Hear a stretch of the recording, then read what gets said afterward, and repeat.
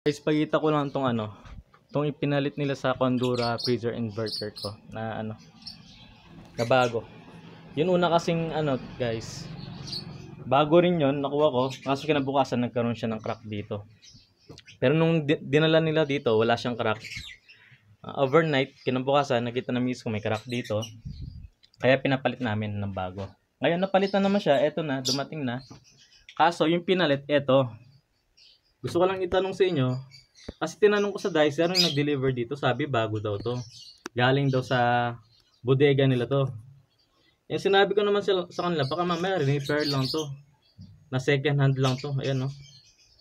Meron siyang parang minasilyahan na lang.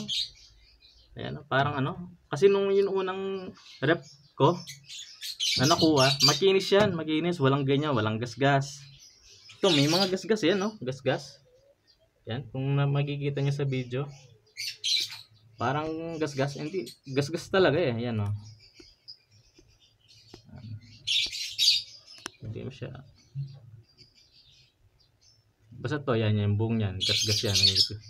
Tapos to, yan, parang minasilyan. To, yan, to, parang minasilyan. Tapos yan, ito rin, yan. Tapos to, yan, yan. Yan, kita naman sa video.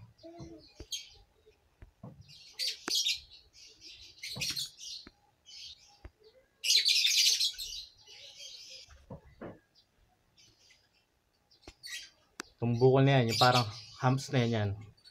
Yan. Hanggang dito, sa baba. Yan, sa baba. Yan. Parang masilya, parang kung yung parang yung sa tiles, yung grout, ganon. Yung parang ganon siya. Ayan, nababakbak siya. Ayan. Yan o. Nababakbak yan. Ayan, natanggal. Ayan o. Huwag na natin mabakbakin ng diretso. Baka may yan. Ayan o. Ito pa yung isa. Ayan o. Yan. Hindi ko alam kung yan. Kung para sa yan. Kung ganito ba talaga pag bago.